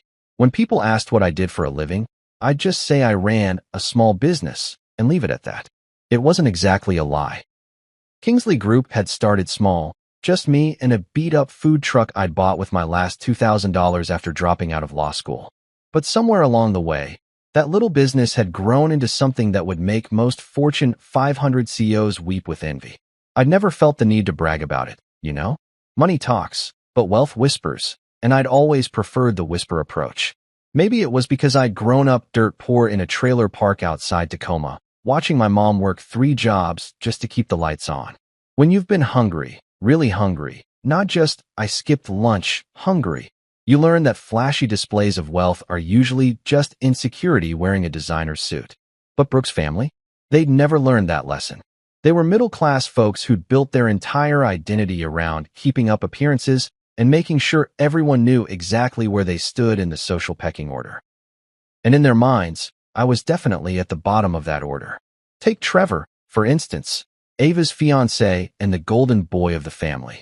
Dr. Trevor Morrison, with his perfectly styled hair, his BMW, and his habit of mentioning his medical degree in casual conversation like it was some kind of magic spell that made everyone automatically respect him. The guy made decent money, sure, probably pulled in around 300 grand a year, which isn't pocket change by any stretch. But compared to what I was sitting on, he might as well have been flipping burgers. Yet every family dinner, every holiday gathering, every casual get-together inevitably turned into the Trevor Appreciation Hour. Did you hear Trevor just bought a new house? Trevor's getting promoted to chief of cardiology. Trevor's so stable and successful. Ava's so lucky. And then there was me, sitting quietly at the end of the table like some kind of furniture that everyone had gotten used to ignoring. The guy who showed up in jeans and a button-down shirt while Trevor was sporting his designer threads. The guy who drove a 5-year-old Ford F-150 instead of a luxury sedan. The guy who never talked about work because, honestly, what was I supposed to say? Oh, I just closed a deal to acquire a hotel chain in Vancouver. How was your day? Dennis and Lorraine, Brooke's parents, had made their feelings about me crystal clear from day one. They'd never said it outright. They were too polite for that. But the message came through loud and clear in 1,000 little ways. The way Dennis would talk business with Trevor at dinner while completely ignoring me. The way Lorraine would gush about Trevor's achievements while giving me these sympathetic little smiles like I was some kind of wounded puppy she felt sorry for. I'll never forget this one dinner about 2 years ago. We were all sitting around their dining room table, and Dennis was going on and on about Trevor's latest promotion. Finally, he turned to me with this condescending smile and said, "Well, Grayson, at least Ava's marrying someone stable. Someone with real prospects, you know." The implication was clear as day. Unlike you, the guy who married our other daughter and clearly peaked in high school. I just nodded and said something non-committal about Trevor being a good guy, which he actually was, despite his family's annoying habit of treating him like the second coming of Jesus Christ. But that comment had stuck with me, eating away at my gut like acid. At least Ava's marrying someone stable. As if I was some kind of deadbeat who couldn't provide for his wife, some loser who'd somehow conned their precious daughter into settling for less than she deserved. The truth was, I'd been supporting Brooke financially for years without making a big deal about it. When she wanted to go back to school to get her master's degree, who do you think paid for it? When her car died and she needed a replacement, who cut the check? When she decided she wanted to start her own little boutique business that never quite got off the ground, who funded that pipe dream? Me. Every single time. It was me writing the checks and telling her not to worry about paying me back because we were married and what was mine was hers. I'd done it all quietly, without fanfare, because that's what you do for the people you love. You take care of them, and you don't make them feel small about needing help. But apparently, taking care of your family financially doesn't count as being stable if you do it without bragging about it every 5 minutes. I dropped out of law school at 24 because I'd seen an opportunity that most people would have called crazy. Food trucks were just starting to become a thing, and I'd had this vision of building something bigger, something that could eventually expand into catering, then venues, then hospitality. My professors thought I'd lost my mind. My classmates figured I'd flunk out of the real world within 6 months. Instead, I'd built an empire. 40 venues across 3 states, 18 catering companies with 5-star reputations, 9 hotel properties that were booked solid year-round, and a dozen other vendor companies that most people had never heard of but that quietly dominated their respective markets. But according to my in-laws, I was just the quiet guy who ran some small business and would never measure up to their precious Dr. Trevor. Well, they were about to learn exactly what my small business could do when it decided to flex its muscles. And something told me that by the time this was all over, they'd have a very different understanding of what stable actually looked like. I was still sitting there, processing the nuclear bomb I'd just dropped on Isla and trying to figure out my next move, when my phone buzzed against my desk like an angry wasp. The screen lit up with Brooke's name, and for just a split second, I felt that familiar flutter of hope in my chest. Maybe she was calling to apologize, to tell me there'd been some horrible misunderstanding, to explain that she'd never meant to cut me out of her sister's wedding like I was some kind of unwanted relative. But it wasn't a call. It was a text. And the moment I read those words, whatever small piece of my heart that still belonged to my wife of 7 years crumbled into dust. Please don't cause drama. You're not coming to Ava's wedding. We'll be keeping the money. You offered it as a gift anyway. Let's talk when you've calmed down. I stared at that message for a long time, reading it over and over again, each word hitting me like a physical blow. The casual dismissal of my feelings. The assumption that I was being dramatic for being hurt by their betrayal. The entitled way she talked about keeping my $50,000 like it was pocket change she'd found in the couch cushions. But what really got to me, what made something cold and hard settle in my chest like a stone, was that phrase.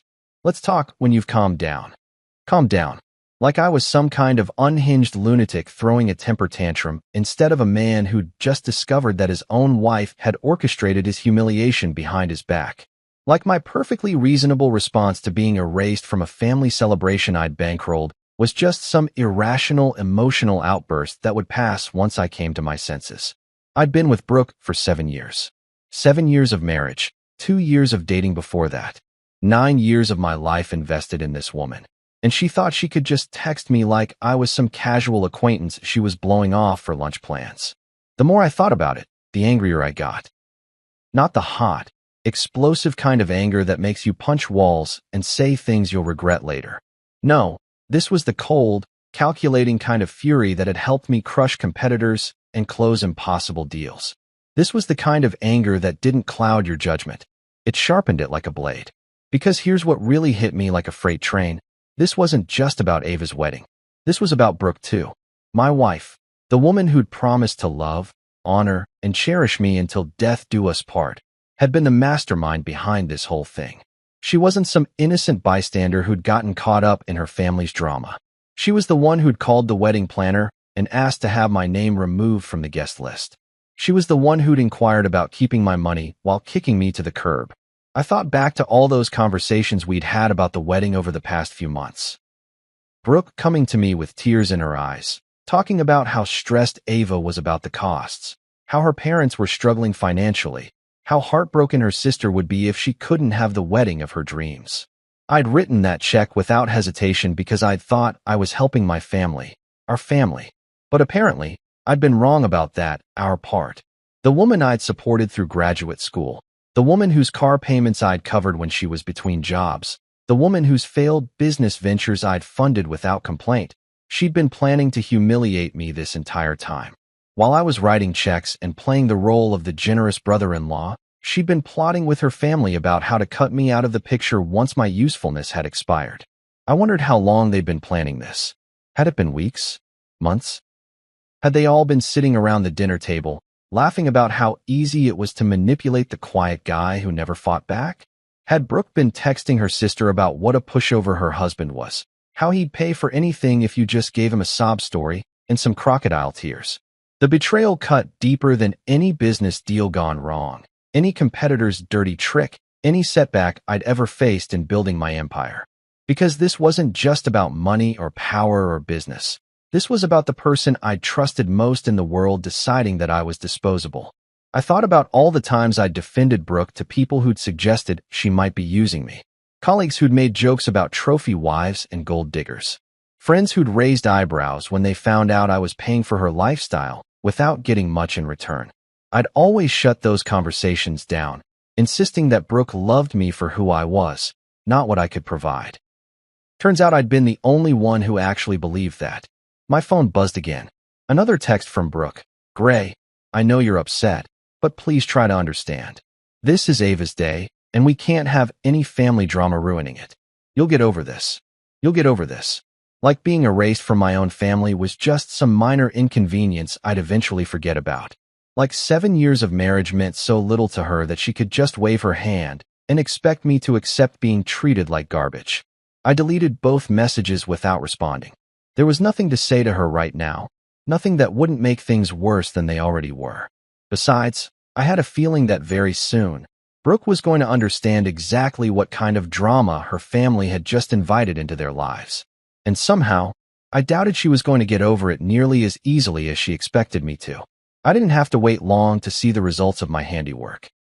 In the business world, I'd learned that information travels at the speed of panic, and wedding cancellations, they spread through family networks faster than wildfire through dry brush. I was nursing my third cup of coffee and pretending to review some acquisition reports when my phone started ringing off the hook. The first call came exactly 45 minutes after I'd hung up with Isla. The caller ID showed Dennis Whitmore, my father-in-law, the man who'd spent the better part of 7 years treating me like I was some kind of charity case his daughter had dragged home out of misplaced sympathy. I let it ring 3 times before picking up, just to let him sweat a little. Grayson. His voice was tight with barely controlled panic, and I could hear Lorraine yelling something in the background that sounded like a wounded animal. What the hell is going on? Why is Ava's wedding canceled? The planner just called and said all the vendors are backing out. I leaned back in my chair, watching a seagull perch on the ledge outside my office window. Even from 30 floors up, that bird looked more dignified than the man currently hyperventilating into my ear. Because you uninvited me, Dennis, I said calmly, like I was explaining basic math to a kindergartner. And as it turns out, I own everything you booked for this little celebration. The silence that followed was so complete I could hear the clock ticking on my office wall. Then Dennis made this choking sound, like someone had just punched him in the solar plexus. You can't be serious, he finally managed. This is about your feelings getting hurt? You're going to ruin your sister-in-law's wedding because you're throwing some kind of tantrum. That word, tantrum, hit me like a slap in the face. The same dismissive language Brooke had used in her text, the same condescending tone I'd been hearing from this family for years. Like my legitimate anger at being betrayed and humiliated was just some childish outburst that reasonable adults should ignore.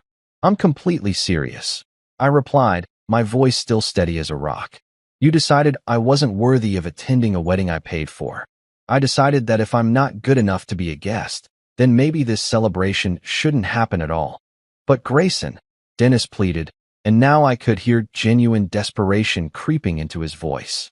This will destroy Ava. She's been planning this for over a year. All our relatives are flying in from across the country. Should have thought about that before you cut me out, I said, and hung up. The phone immediately started ringing again, but this time it was Trevor.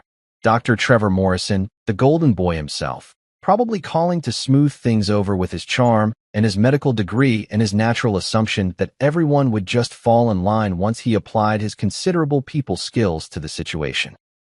Grayson, man, I don't know what happened between you and the family, but we really need to fix this, he said the moment I picked up. His voice had that careful, measured tone doctors use when they're trying to calm down an agitated patient. I've got colleagues flying in from Chicago, my parents drove up from California yesterday, and Ava's cousins are already at the hotel.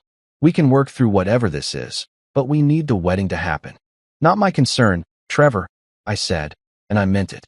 For all his faults, Trevor had never been actively disrespectful to me. He'd just been oblivious to how his golden boy status made everyone else in the family feel invisible. But right now, I was past caring about collateral damage. Look, I get that you're upset about something, but surely we can find a compromise here. What's it going to take to make this right? Wait, I said, genuinely curious now. Are you telling me you don't even know what your fiancée and her family did? They didn't bother to fill you in on their little plan? What plan? Grayson, I'm completely lost here. All I know is that our wedding is apparently canceled, and somehow you're involved. Despite everything, I almost felt sorry for the guy. Here he was, thinking he was marrying into a normal family with normal problems, completely unaware that his future in-laws had just declared war on the man who'd been quietly bankrolling their lifestyle for years. Ask your fiancée, I said. Ask her to explain why I got uninvited from a wedding I paid 50 grand for. Ask her why her family thought it was a good idea to keep my money while kicking me to the curb. Another pause, longer this time. When Trevor spoke again, his voice had changed, less doctor-patient calm, more genuine confusion and growing concern. You paid for the wedding? But I thought.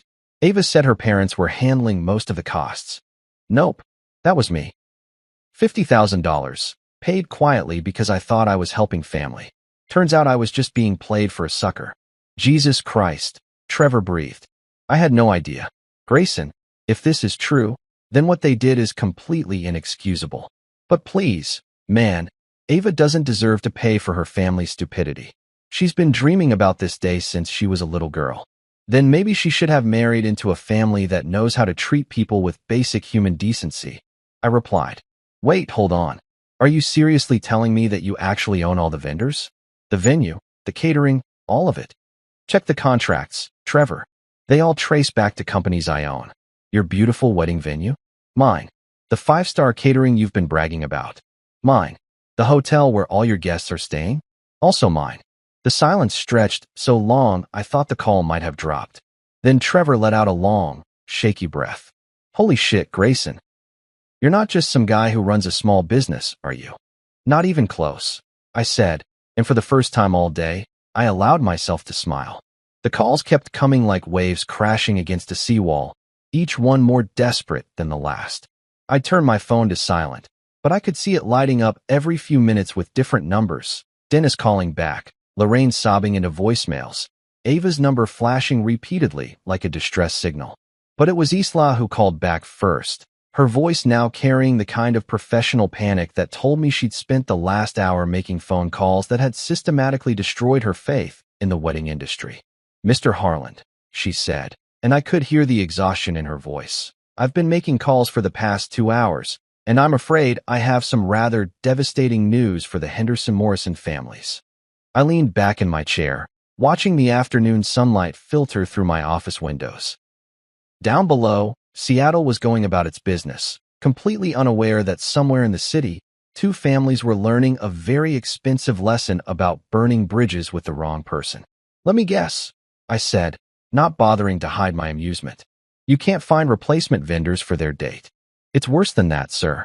There's literally nothing available in the entire Pacific Northwest region for their wedding date.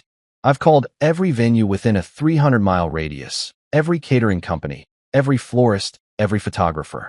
The few places that even have availability are either completely inappropriate for a wedding of this scale, or— She paused, and I could hear papers rustling. Well, they're also owned by companies that trace back to your holdings. That made me laugh. Actually laugh out loud. In all my years of building Kingsley Group, I'd never quite realized just how much of the regional hospitality market I'd managed to corner. It hadn't been intentional, just good business sense. When you see a profitable company in your industry struggling with debt or management issues, you buy it. When you find a property with potential that the current owners are mismanaging, you acquire it. Do that consistently for 15 years, and apparently you end up owning most of the wedding infrastructure in 3 states. What about out of state? I asked, genuinely curious about how far they'd be willing to go to avoid dealing with me directly. I tried California, Oregon, even as far south as Nevada. The problem is the timeline. We're talking about a wedding that's supposed to happen in 3 weeks. Most quality venues are booked a year in advance, and the ones that do have last-minute availability are— She trailed off diplomatically. Are what, Isla? Don't spare my feelings. Are not the kind of places where Dr. Morrison's colleagues would expect to attend a wedding, she said carefully. We're talking about VFW halls, community centers, maybe a few restaurants that could clear out their dining rooms. Nothing that would accommodate 120 guests with the level of service and elegance that was originally planned. I could picture it now. Trevor trying to explain to his fancy doctor friends why they were eating rubber chicken in a Knights of Columbus hall instead of the 5-star lakefront celebration they'd been promised. The thought was almost too delicious to bear. Even more problematic, Isla continued, is the fact that all the guests have already made travel arrangements. Flights, hotel reservations, rental cars. Most of these people took time off work, arranged childcare, spent money they can't get back. If we relocate the wedding to a different state, or even a different city, we're essentially asking them to start over with their travel plans. And how are the families taking this news? I asked, though I had a pretty good idea based on the 17 missed calls on my phone. Not well, she said with what might have been the understatement of the year. Mrs. Whitmore has been crying for the past hour. Ava locked herself in her room and won't come out. Mr. Whitmore has been making increasingly frantic calls to every contact he has in the hospitality industry, trying to call in favors that apparently don't exist. I felt a small pang of something that might have been guilt, but it passed quickly when I remembered Brooke's text about keeping my money and talking when I'd calmed down. Sometimes the only way to make people understand the value of something is to take it away from them. And Dr. Morrison? I asked. He's been trying to manage the situation, making calls to his colleagues to explain the delay, attempting to negotiate with vendors directly. But sir, she hesitated. He also asked me to give you a message. Oh, this should be good. He wanted me to tell you that he had no knowledge of your removal from the guest list, and that he considers what his fiancé's family did to be completely unacceptable. He asked if there might be some way to resolve this situation that wouldn't punish Ava for her family's poor judgment. Interesting. So Trevor was trying to play peacemaker, positioning himself as the reasonable voice caught in the middle of a family drama he didn't create. I had to give him credit. It was a smart play, and honestly, it was probably the truth. The guy might be a little full of himself, but he'd never struck me as malicious. Did he now? I said. And what did you tell him? I told him that any resolution would have to come directly from you, and that my job was simply to coordinate services, not negotiate family disputes. Smart woman. She was learning to stay in her lane, which was probably a survival skill in her line of work. Isla, I said, making a decision that surprised even me. Tell the families that there is one option available to them. Just one. I could hear her scrambling for a pen. Yes, sir, what would that be? There's a property called Willow Fern Lodge about 40 minutes outside the city. It's smaller than what they originally planned. Rustic charm, mountain views, that sort of thing. It could work for their date. Oh, thank God, she breathed. I'll call them immediately, Anne. Isla, I interrupted gently. Yes, sir. That's one of mine too. The silence that followed was so profound I wondered if she'd hung up on me. Mr. Harland, she finally whispered. Exactly how much of the hospitality industry in this region do you own? I smiled, watching a cloud drift past my office window. More than enough. The desperation in Isla's voice was almost palpable through the phone line, and I'd be lying if I said I wasn't enjoying every second of it. Not because I took pleasure in her suffering, she was just doing her job, after all, but because her panic was a direct reflection of the chaos that Brooke and her family were experiencing right about now. The same people who'd spent years making me feel like an afterthought were finally getting a taste of what it felt like to be powerless. Mr. Harland, Isla said, her voice barely above a whisper. I don't know what to tell these families anymore. I've exhausted every option I can think of. Is there truly no way to make this work? I let the silence stretch for a moment, savoring the weight of absolute control. In the business world, this was the moment I lived for. When the other party finally understood that all their options led through me, that I held all the cards and they were completely at my mercy. It was intoxicating in a way that most people would never understand. Actually, Isla, I said slowly, there is one path forward. But it's going to require the families to make some very difficult decisions. I could hear her intake of breath, the sound of someone grasping at a lifeline. Anything, sir? At this point, I think they'd agree to almost any terms. Almost any terms, I repeated, chuckling softly. We'll see about that. I stood up and walked over to my window, looking down at the city that had taught me everything I knew about power dynamics and negotiation. Sometimes the best deals were the ones where you didn't just win. You made sure everyone else understood exactly why they'd lost. Here's what I'm prepared to offer, I said, my voice taking on the crisp, authoritative tone I used in boardroom acquisitions. I'll make Pinebrook Pavilion available for their date. It's one of my smaller properties, about an hour outside the city, but it has its charm. Mountain views, rustic elegance, that whole organic aesthetic that's so popular these days. That sounds wonderful, Isla said, relief flooding her voice. What would be the— I'm not finished, I interrupted. The guest list will be capped at 60 people. Not negotiable. The venue simply can't accommodate the original 120, and frankly, after the way I've been treated, I'm not inclined to make special arrangements. I could hear her scribbling notes frantically. 60 guests, understood. And the catering arrangements. House menu only. No special requests, no dietary accommodations beyond basic vegetarian options, no custom cocktails. They'll get what I'm willing to provide, and they'll be grateful for it. Of course, sir. And the other services? Simple floral package, seasonal arrangements, nothing exotic or imported. One staff photographer for basic coverage, no elaborate photo shoots or artistic nonsense. The whole thing will be functional and dignified, but it won't be the fairy tale celebration they originally envisioned. I paused, letting her absorb the reality of what I was offering.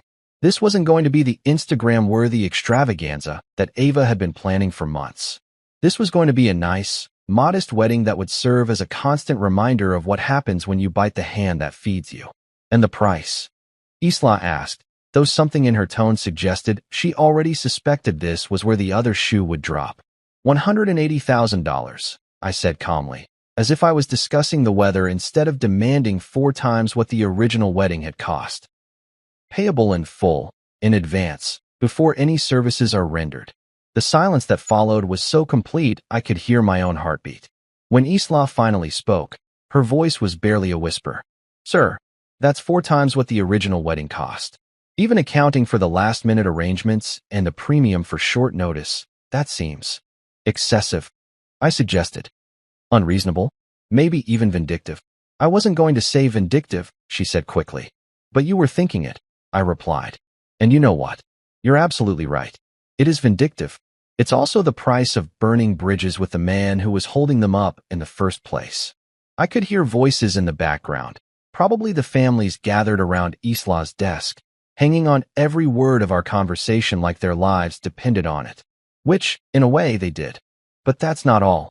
I continued, savoring the moment like a fine wine. The price is contingent on 2 additional conditions that are completely non-negotiable. What conditions? Isla asked, though she sounded like someone asking about the terms of their own execution. First, my invitation to the wedding must be reinstated. Not grudgingly, not as an afterthought, but with a formal, written apology from Brooke and her parents acknowledging that their treatment of me was unacceptable. And the second condition? I smiled, even though she couldn't see it. The apology has to be read aloud during the reception, in front of all 60 guests, so everyone understands exactly why this wedding nearly didn't happen. The gasp that came through the phone was audible even over the background chaos. Someone, probably Lorraine, let out what sounded like a wounded animal cry.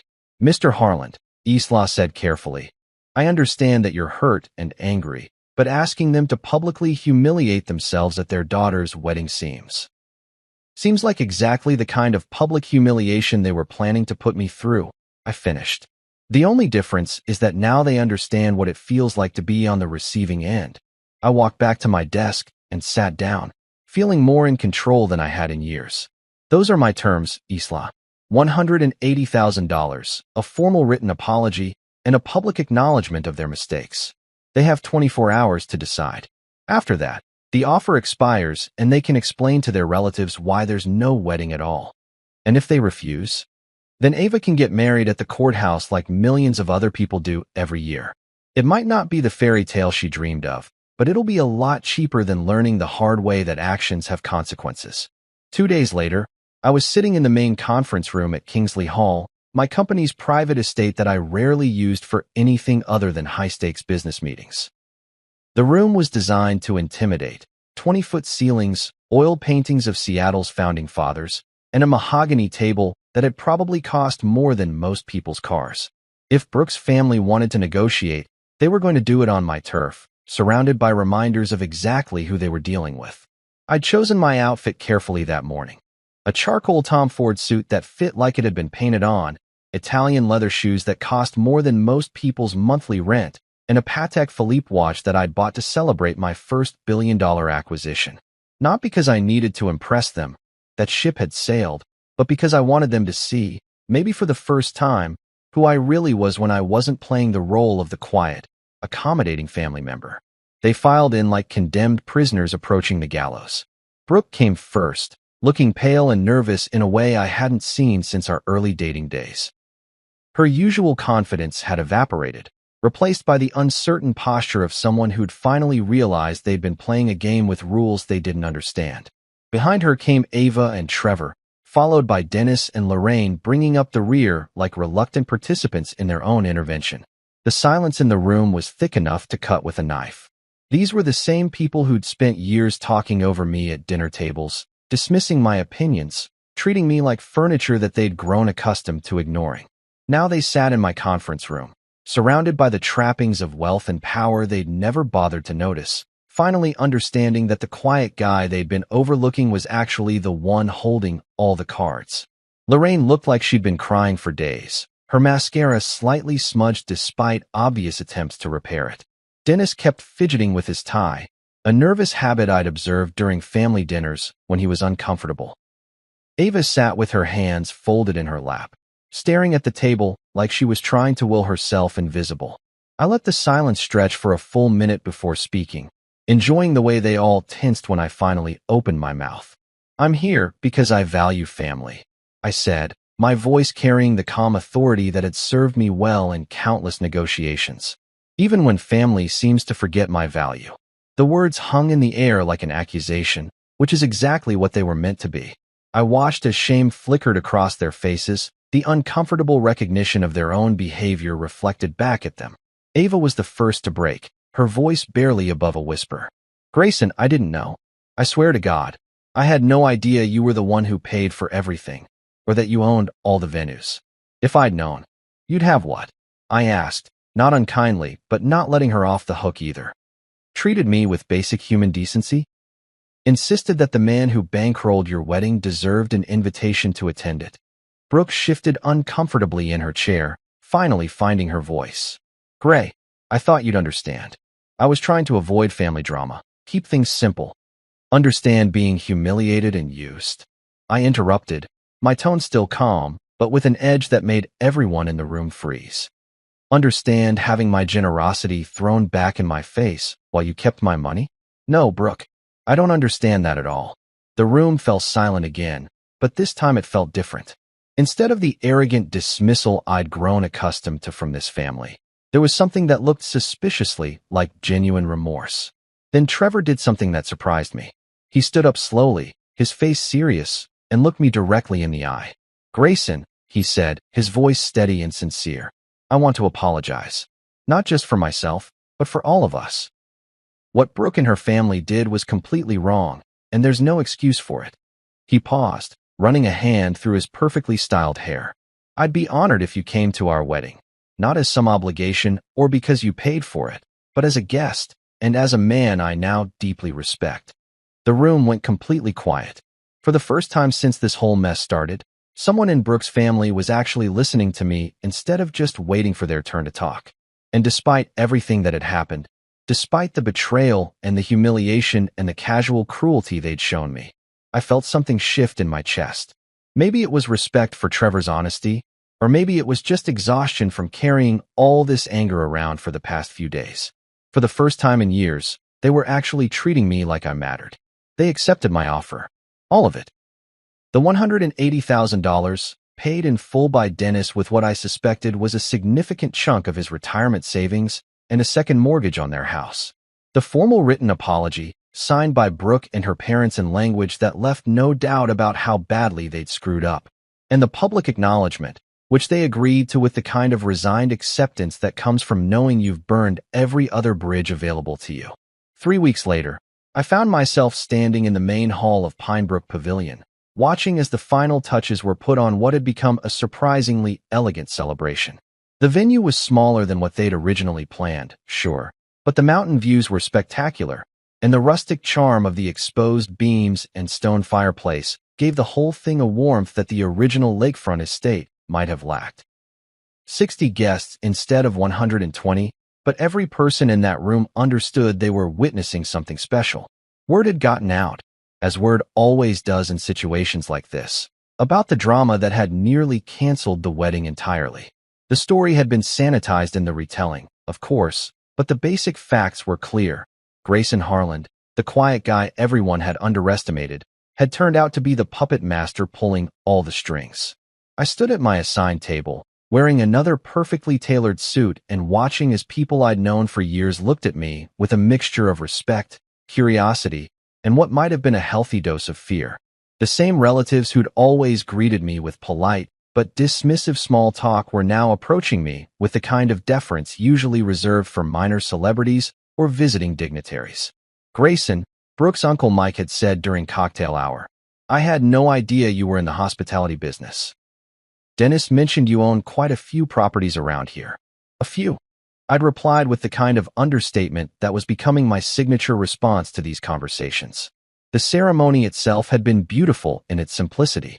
Ava looked stunning in her dress, her earlier tears replaced by genuine joy as she exchanged vows with Trevor. The groom, to his credit, had handled the entire situation with more grace than I'd expected, treating me with the kind of respect that made me think he might actually be worthy of joining this family. But it was during the reception that the real moment of reckoning came. Trevor stood up during the toasts, champagne glass in hand, and looked out over the assembled guests with the confidence of a man who'd made peace with an uncomfortable truth. The room fell silent as he began to speak, his voice carrying clearly in the intimate space. "Before we continue with the celebration," he said, "I want to take a moment to thank someone who made this day possible in ways that most of you probably don't fully understand." I felt every eye in the room turn toward me, and for a moment, I was transported back to all those family dinners where I'd been the invisible man at the end of the table. Except this time, instead of being ignored, I was the center of attention. To Grayson Harland, Trevor continued, raising his glass higher. "The man who reminded us all not to mistake humility for weakness. You didn't just build this wedding. You rebuilt this family's integrity." The applause that followed was genuine, not the polite golf claps I'd grown accustomed to at family gatherings. Even Lorraine, who'd barely been able to look at me during the ceremony, wiped away a tear as she joined in. Ava stood up from the head table, her eyes bright with emotion. "Grayson," she said, her voice carrying across the room, "I owe you an apology that I should have given you years ago. You've been nothing but generous and kind to our family, and we repaid that kindness with disrespect and betrayal. I'm sorry, and I'm grateful, not just for what you did to save my wedding, but for the lesson you taught us about treating people with the respect they deserve." The room erupted in applause again, but this time it felt different. This wasn't just polite acknowledgement. This was recognition. For the first time in 7 years of being part of this family, they were actually seeing me for who I was instead of who they assumed I must be. Brooke had remained silent throughout the toasts, but as the evening wore on, I caught her watching me from across the room with an expression I couldn't quite read. When the dancing started and people began to mingle, she finally approached me, a glass of wine in her hand and something that looked like genuine remorse in her eyes. "I didn't know you were this powerful," she whispered, standing close enough that I could smell her perfume, the same scent she'd worn on our first date 9 years ago. I looked at her for a long moment, this woman I'd loved for nearly a decade, and felt something that might have been sadness. "You never asked," I replied softly, and walked away to join the celebration of a family that had finally learned to see me clearly. The morning after the wedding, I woke up in my penthouse apartment to the sound of rain pattering against the floor-to-ceiling windows. Seattle was doing what Seattle does best, washing yesterday's drama away with a steady downpour that made the city look clean and new. I'd barely finished my first cup of coffee when I heard Brooke's key turning in the lock, followed by the familiar sound of her heels clicking across the hardwood floors. She appeared in the kitchen doorway looking like she hadn't slept much, still wearing yesterday's makeup and the kind of expression that told me she'd spent the night rehearsing whatever speech she was about to deliver. In her hand was a bouquet of flowers, expensive ones, the kind you get from a real florist instead of the grocery store, and her eyes had that desperate brightness that meant she was operating on pure adrenaline and hope. "Gray," she said, setting the flowers on the granite countertop like a peace offering. "We need to talk. About us, about what happened, about what comes next." I took another sip of my coffee and looked at her over the rim of my mug. This woman who'd shared my bed for 7 years, who'd cried in my arms about her family's financial problems, who'd systematically erased me from one of the most important celebrations in her sister's life. She looked smaller somehow, diminished by the weight of finally understanding who she'd been married to all this time. "Maybe we can work on us," she continued, her voice carrying that tentative hope that people use when they're trying to rebuild something they've accidentally destroyed. "I know I messed up, Gray. I know I hurt you, and I'm sorry. But we've been together for 7 years. That has to count for something, right?" I set my coffee mug down on the marble counter, the small clink echoing in the sudden silence. Behind her, through the kitchen window, I could see my Tesla Model S Plaid parked in the building's private garage, the luggage already loaded in the back. I'd packed it the night before, while she was still at the wedding reception, probably networking with the same people who'd spent years treating me like furniture. "Brooke," I said quietly, "you weren't just silent during the betrayal. You planned it." The words hit her like a physical blow, and I watched as her face crumpled with the realization that there was no walking back from what she'd done. She'd orchestrated my humiliation, coordinated with her family to cut me out of a celebration I'd bankrolled, and then had the audacity to text me about keeping my money and talking when I'd calmed down. But Gray, I was trying to avoid drama. By creating drama, I interrupted, standing up from the kitchen island. By lying to me, manipulating me, and treating me like a checkbook with legs instead of like your husband. I walked past her toward the hallway, where my overnight bag was already waiting by the door.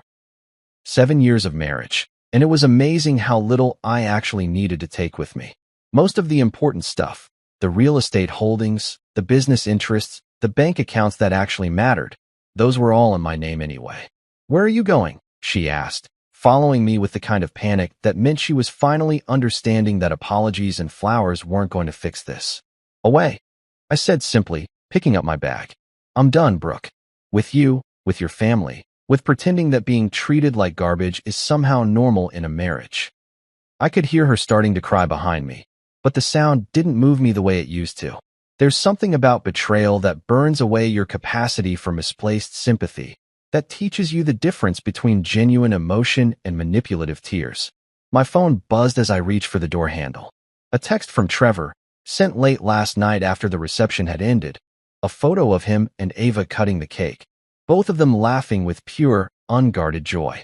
Below the image, he'd written, "Thank you. You were the Real foundation of this celebration." I smiled and typed back, "Remember that.